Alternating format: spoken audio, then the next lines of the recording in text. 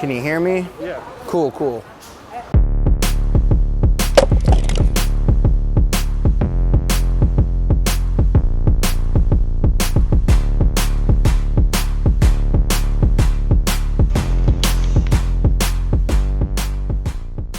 Hi, my name is Bo Evans, and I'm a reporter with the EW Scripps Company. 2020 has kept most people at home, but our team kept traveling all over the country telling your stories.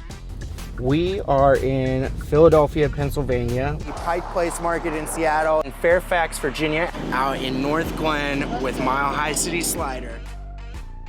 Just recently, I went to Seattle to find out how the seafood industry is dealing with the effects of COVID-19.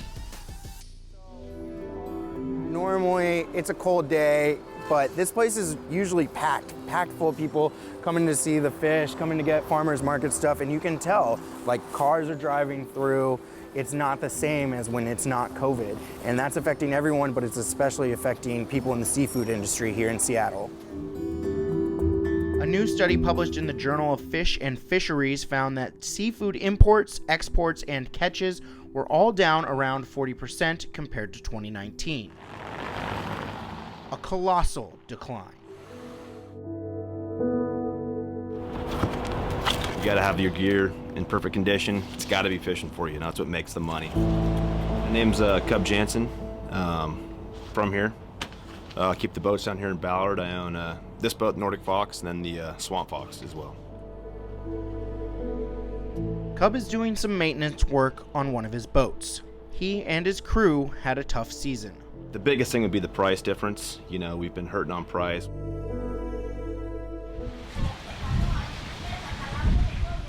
By far the most challenging and fun projects I took on this year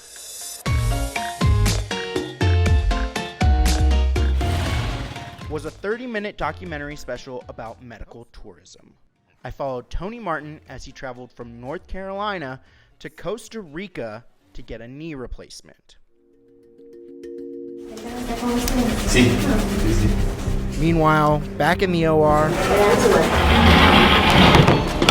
Tony's surgeons are scrubbing in and prepping for surgery. Well, we're gonna replace everything now. All right, so we are in the OR in SEMA Hospital, and Tony's in there, and they're getting him prepped. It's organized chaos as the team gets ready. Frenetic movement. But everyone has a place.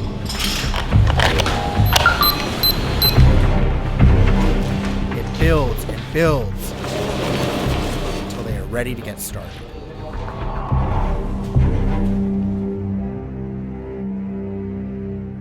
And then everything falls into place.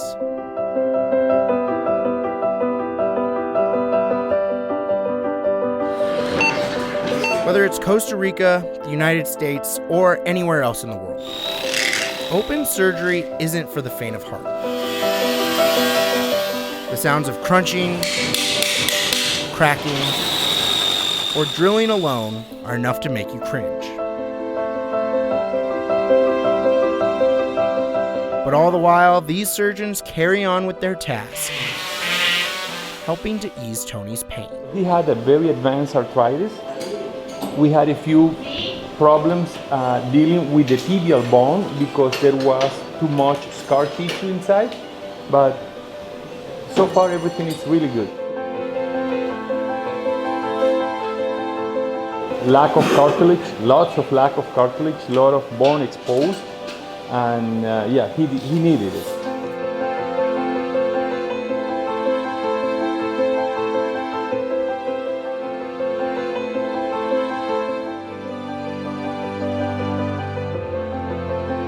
Dr. Oetting and his team have removed parts of Tony's leg bones and replaced them with a new implant that should help him start to feel like his old self.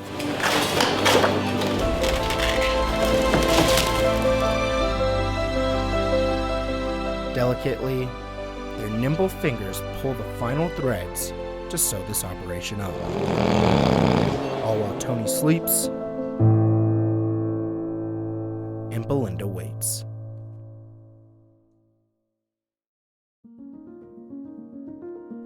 And one of the most meaningful stories I told all year was about a young man named Nish who works at a needle exchange program in the Kensington neighborhood of Philadelphia.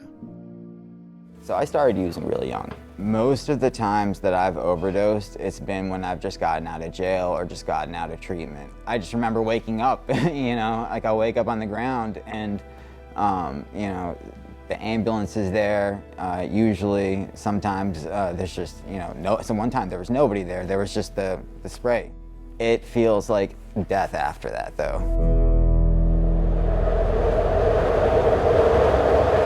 We are on Kensington Avenue in Philadelphia. There's a lot of people buying drugs, using drugs, selling drugs, a lot of people with no place to go. It's pretty cold outside. It's kind of sad, but it's very real. This place saved my life in multiple ways, literally with the Narcan it puts out in the streets. And then, you know, it helped me find myself here too. Traveling to meet these people and tell their stories is by far the highlight of my year.